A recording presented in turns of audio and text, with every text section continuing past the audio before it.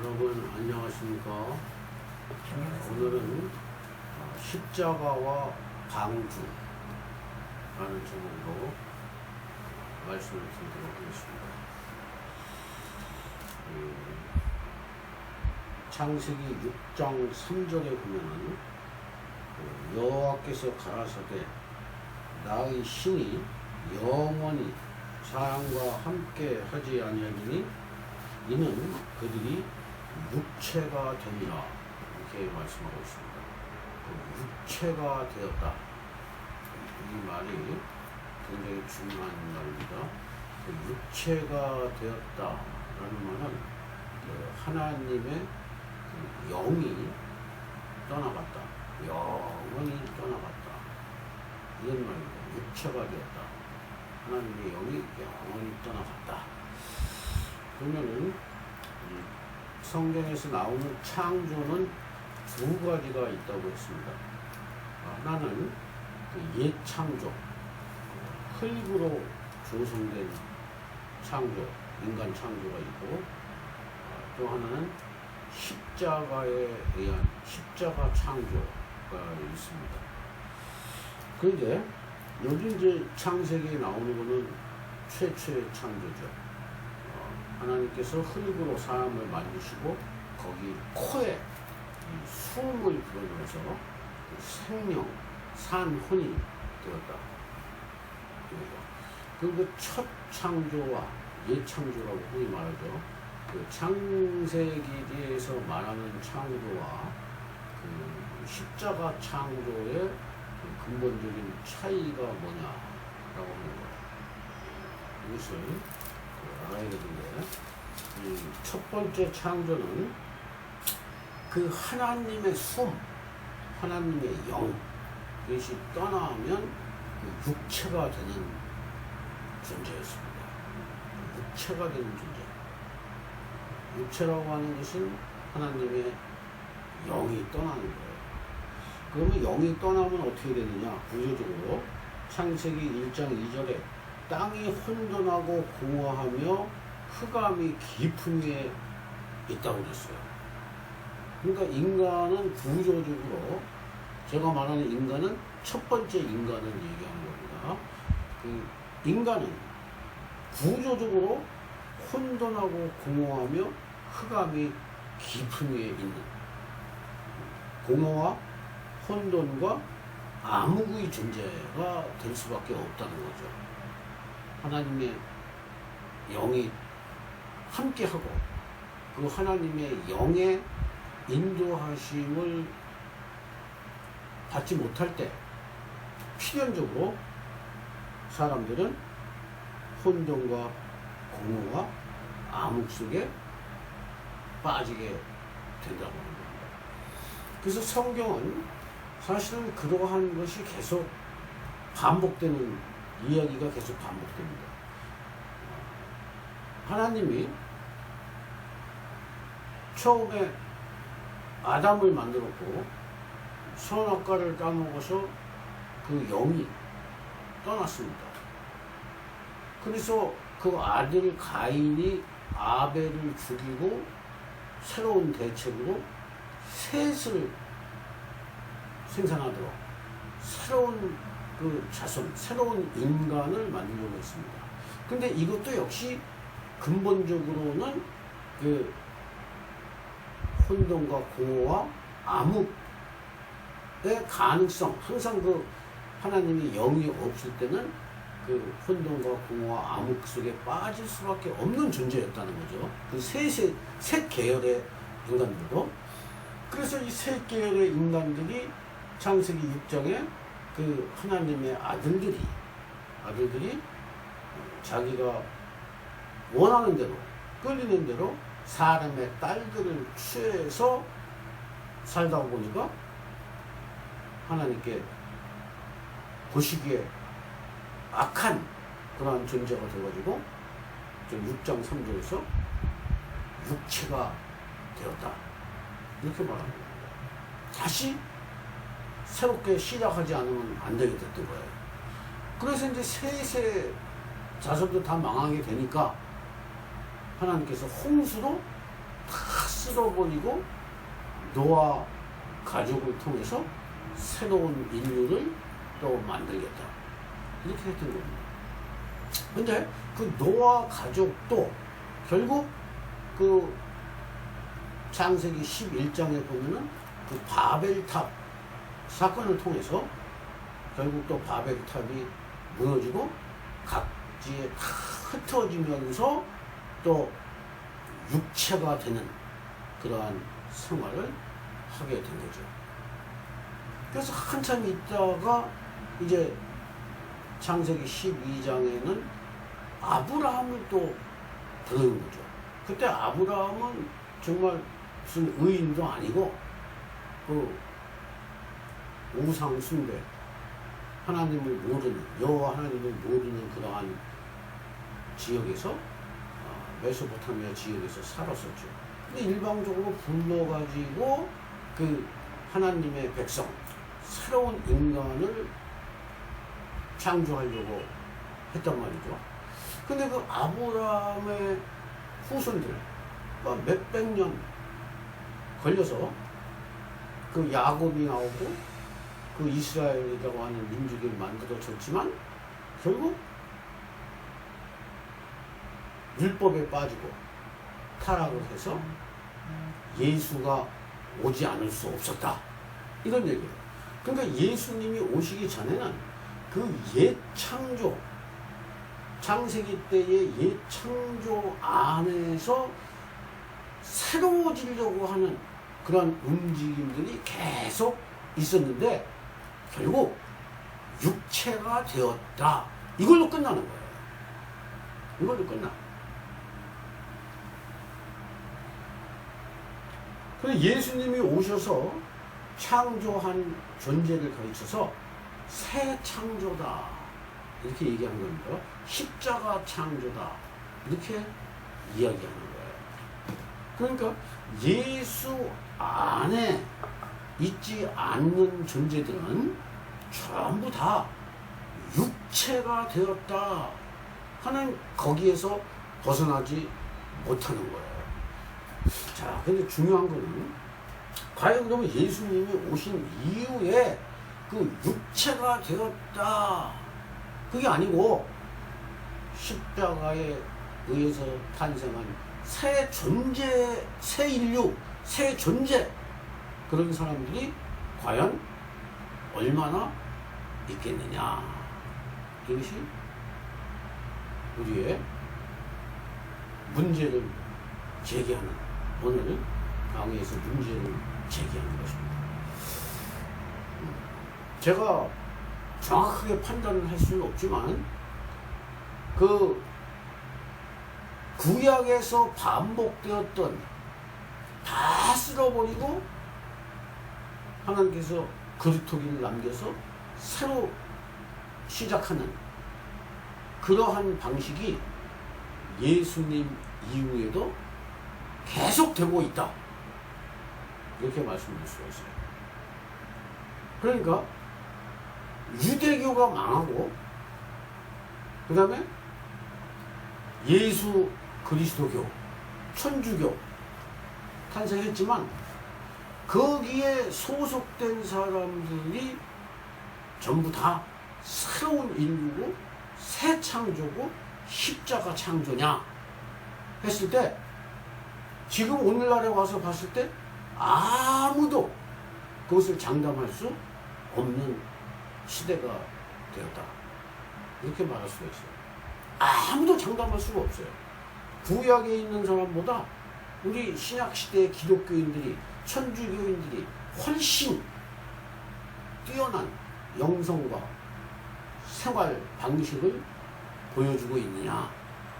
그렇지 않다는 거예요.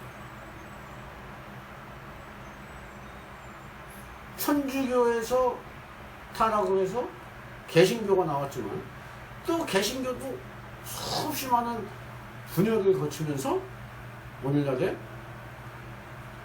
육체가 된 모습을 보여주고 있다. 이렇게 말씀드릴 수가 있습니다. 그럼 왜 그러느냐? 왜 예수를 믿으면 구원을 받고 그 구원의 방주. 제가 어렸을 때만 해도 교회는 구원의 방주라고 그랬습니다. 구원의 방주. 다 들어보셨죠? 구원의 방주라고 그랬어요. 교회를 나가면 구원 열차를 타는 거고 구원의 방주였단 말이에요. 그런데 그게 구원의 방주라고 하는 인식, 그 노아의 그 방주가 구원의 방주라고 하는 그 성경에 대한 이해가 잘못되었다. 과연 그러한가? 우리가 다시 살펴보고 생각해야 된다는 겁니다. 보십시오. 만약에 그 노아의 방주에 들어간 사람들이 구원의 방주라고 그러면은 거기에 많은 사람이 들어가야 되는데 사실은 홍수가 끝났을 때 그 사람들은 나와서 흩어졌습니다. 바벨탑도 우리는 바벨탑이 무너지는 것이 심판으로 생각을 합니다.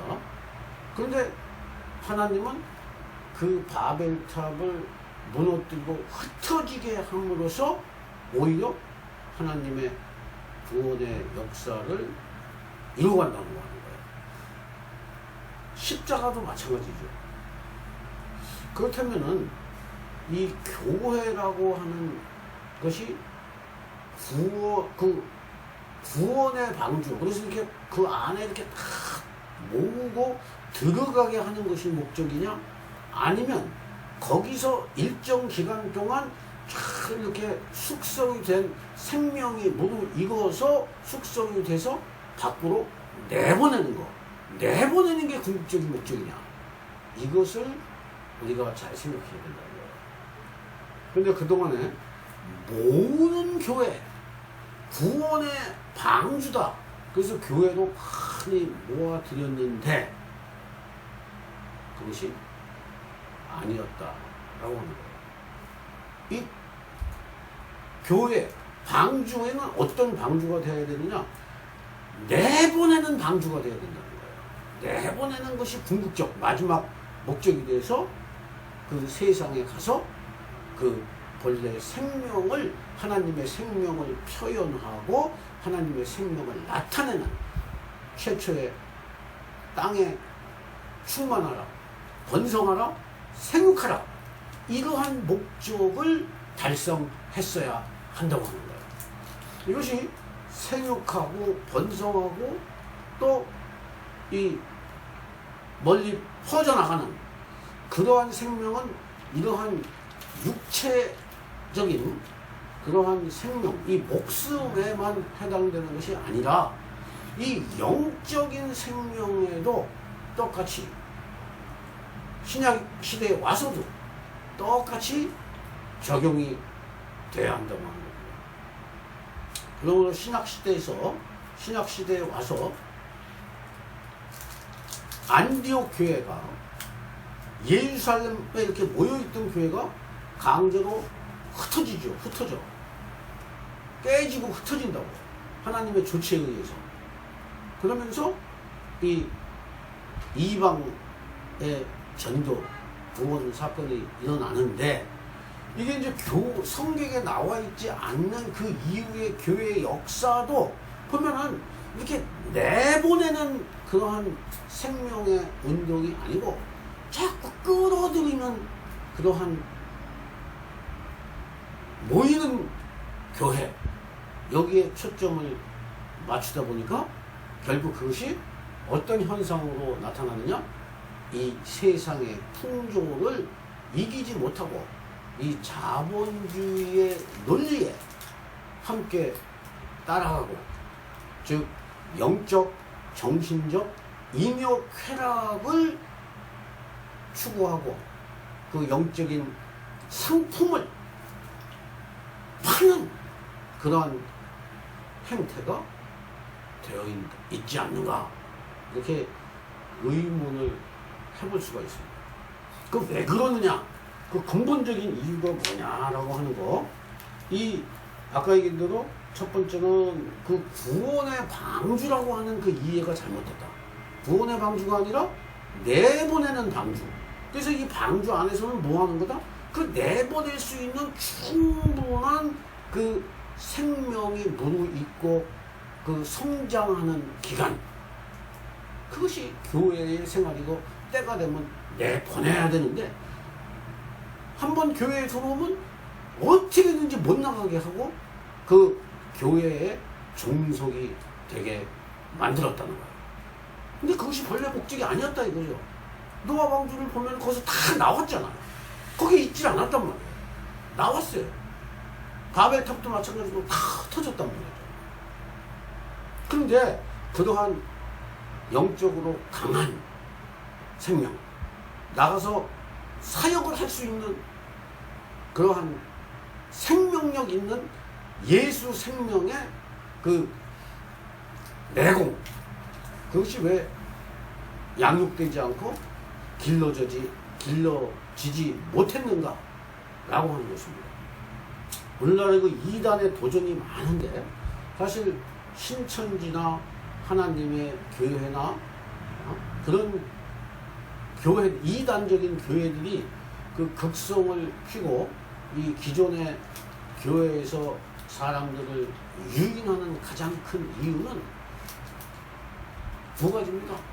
하나는 이 여기에 있는 그 전통적인 그 교회에 있는 사람들이 일단은 허약하고 어느 정도 그 안에서 이렇게 자라다가 계속 자랄 수 있는 그런 토양이 아니라 어느 정도 이렇게 자라고 나면 그 다음에는 갈 데가 없고 또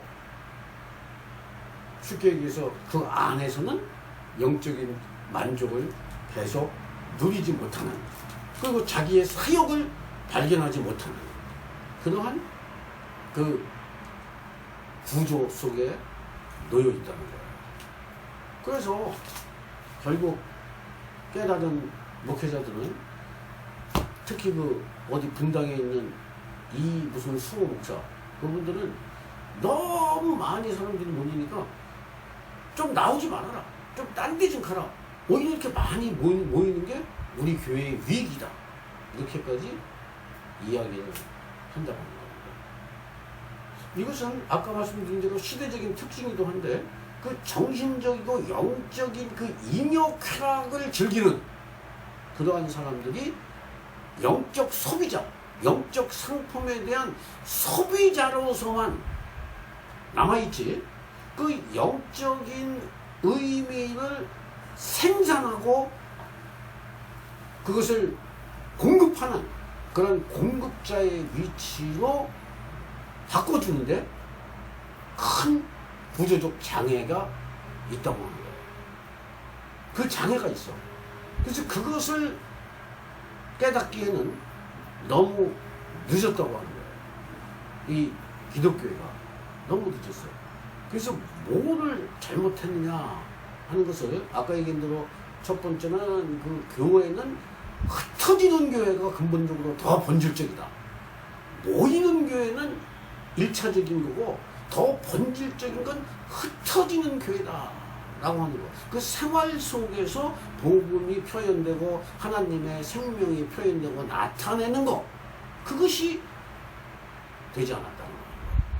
그럼 실제 한 사람 한 사람에게 그 생명이 있느냐라고 하는 거, 그 예수 생명이 있느냐라고 하는 거, 그것을 요한복음에 한번 찾아보겠습니다.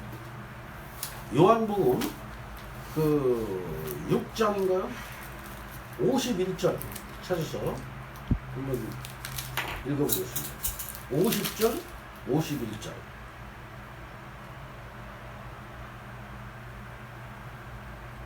제가 읽어보겠습니다. 이는 하늘로서 내려오는 떡이니 사람으로 하여금 먹고 죽지 아니하게 하는 것이니라. 나는 하늘로서 내려온 산 떡이니 사람이 이 떡을 먹으면 영생하리라. 나의 줄 떡은 곧 세상의 생명을 위한 내 살이더라 하시니라. 이 말이 중요한 겁니다. 여기서 이 떡을 먹고 또 피를 마셔야 한다고 하는 거예요. 이 구약에도 보면은 그 성소에 들어가면은 거기 떡상이 있지 않습니까? 그 떡상이 있어요. 마찬가지로 이 예수의 생명을 실제 먹고 마시는 그러한 실제적인 이 인격의 변화가 없으면 이 세상을 이길 수 없는 그 육체들의 세력, 그 네피림, 거인들의 세력을 이겨낼 방법이 없다고 하는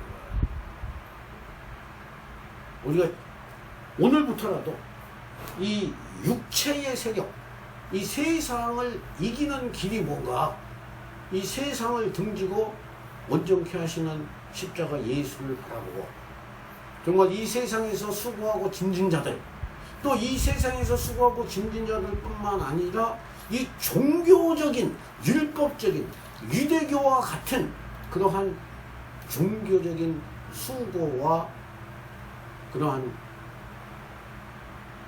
힘든 짐을 지고 사는 사람들이 이 세상에 너무 많다고 하는 거예요. 그 사람들을 수용을 못해요. 내보낸다고요. 그러니까 그 사람들이 굉장히 많아졌고, 그 사람들을 반기는 데가 어디냐? 이단적인 교회라고 하는 거예요. 그래서 오늘부터라도 이 예수의 살과 피를 먹고 마셔서, 내 살을 먹고 내 피를 마시는 자는 영생을 가졌고 마지막 날에 내가 그를 살리리니 내 살은 참된 양식이요 내 피는 참된 음료로다. 그렇게 얘기했어요. 이 예수의 살과 피를 먹고 마시지 않으면 결국 다 육체가 되고 육체의 세력을 이길 수가 없고, 그런데 이게 교회가 통째로 세상이 된 거예요. 구별이 안 되는 거예요. 거룩이라는 말이 없어요.